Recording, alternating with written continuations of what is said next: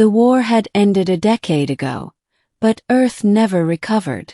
After surrendering to the Xyrath Empire, humanity's once proud nations were stripped of sovereignty.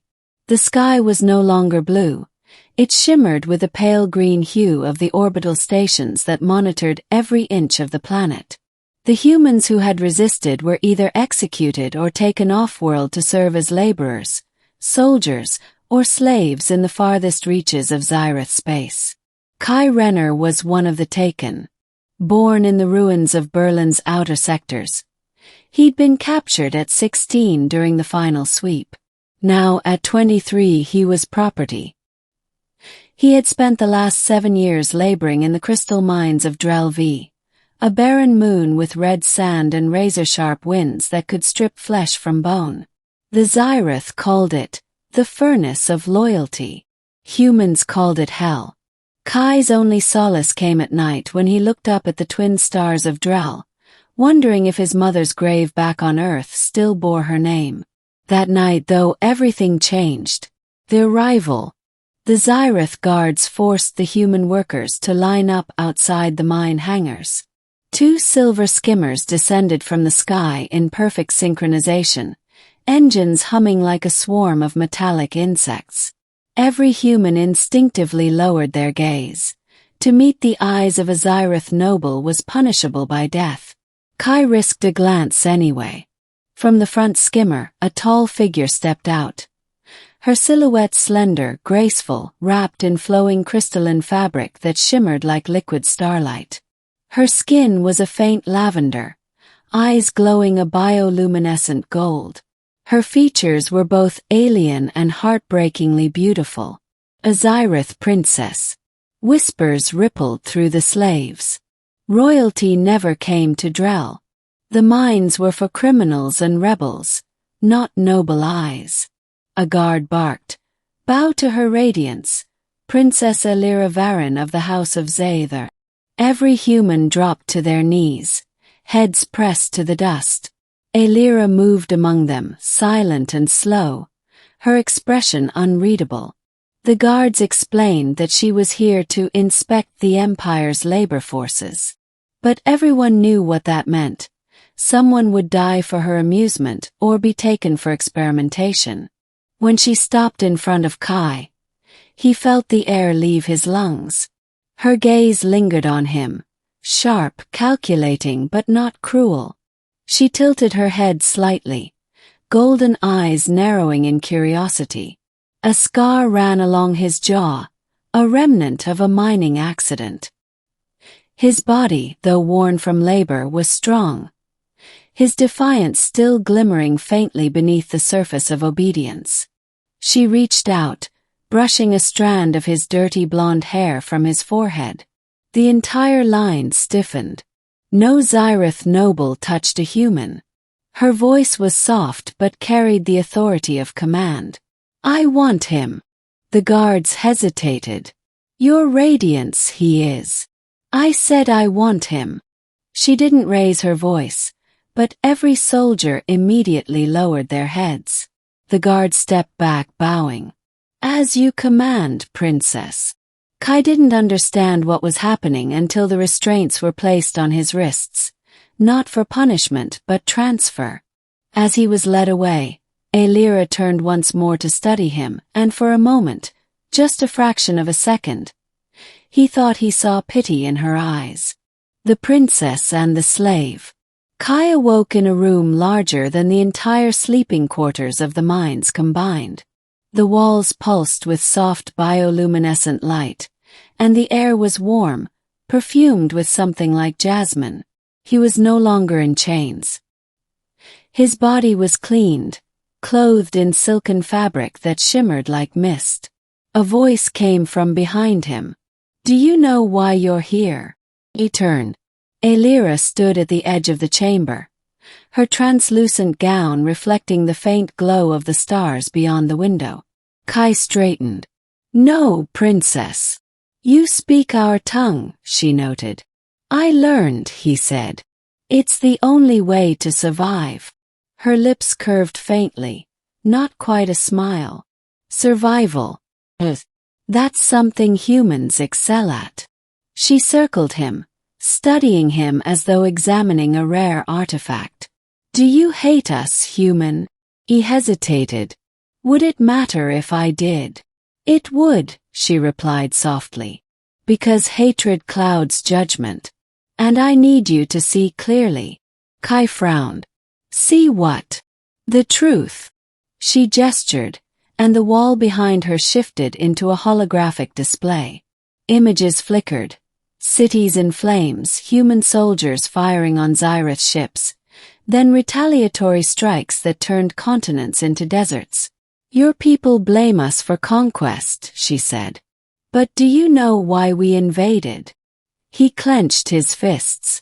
Because you could. Her eyes darkened. Because your species sent a signal. The hologram changed. An image of Earth's deep space transmission array, the one humanity had used to reach the stars. We heard your call. You asked for contact for knowledge.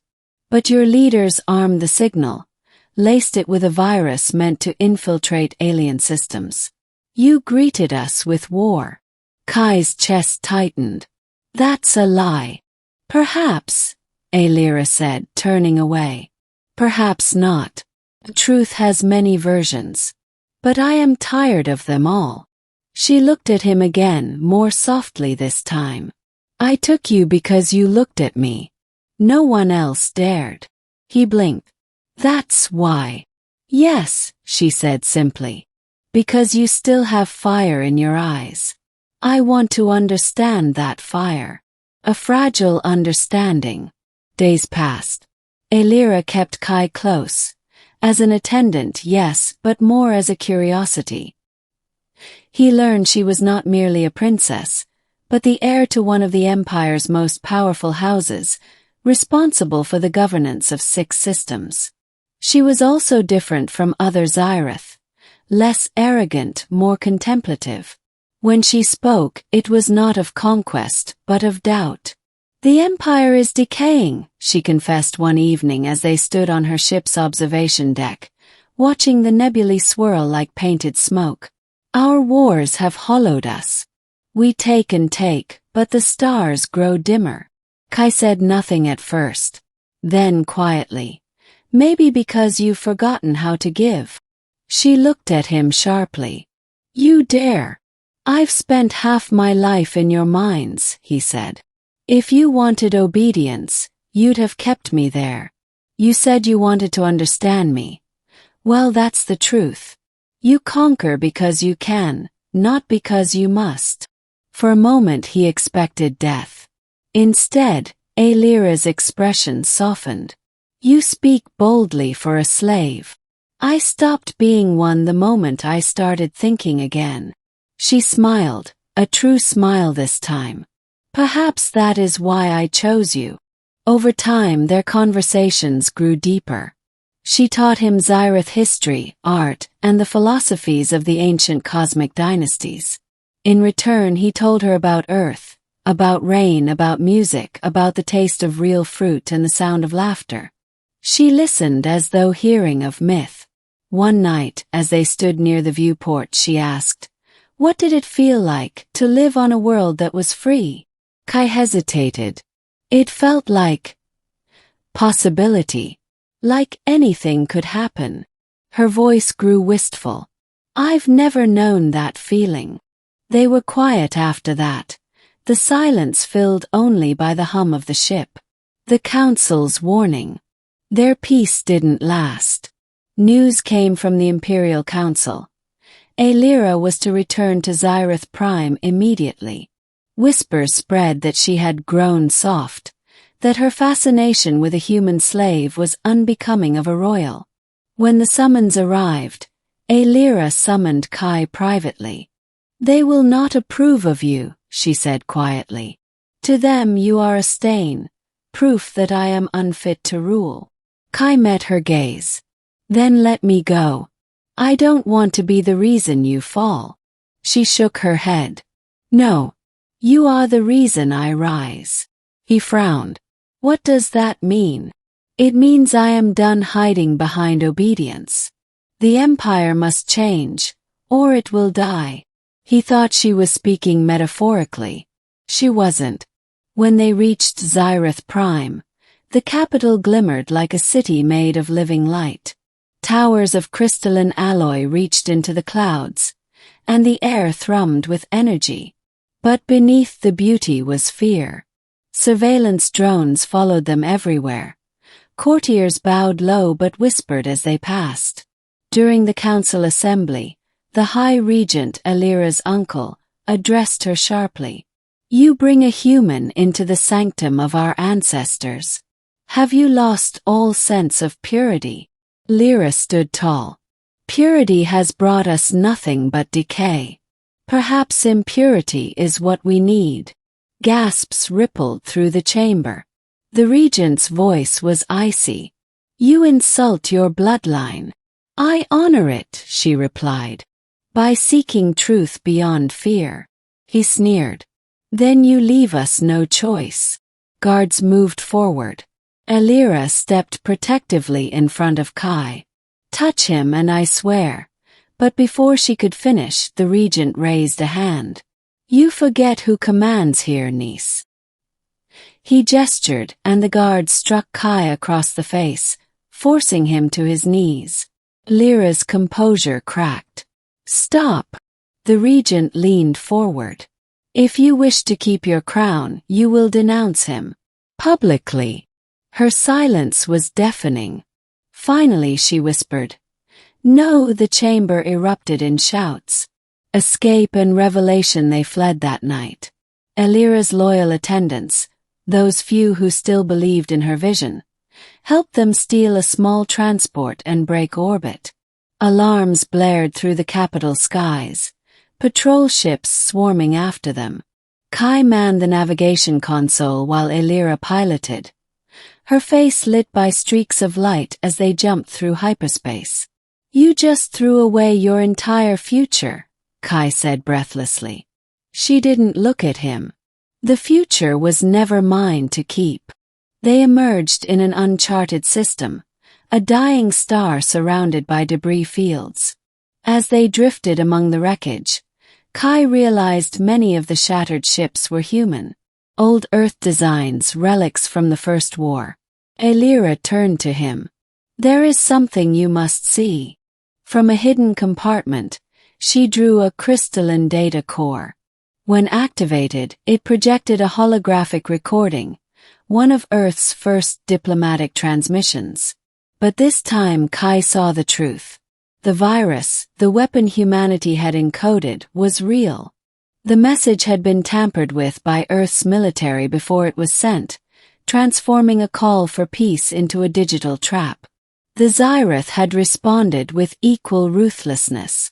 The war had been inevitable, not by misunderstanding but by design. Kai sank to his knees. We started it. Alira's voice was quiet. Your leaders did. But your people suffered as did mine. We both became slaves to our fear. He looked up at her, tears burning his eyes. Then what now? She reached out, touching his cheek. Now we free ourselves. The uprising word of their defection spread faster than they could hide. But something unexpected happened. Across Zyrith space, whispers began to grow.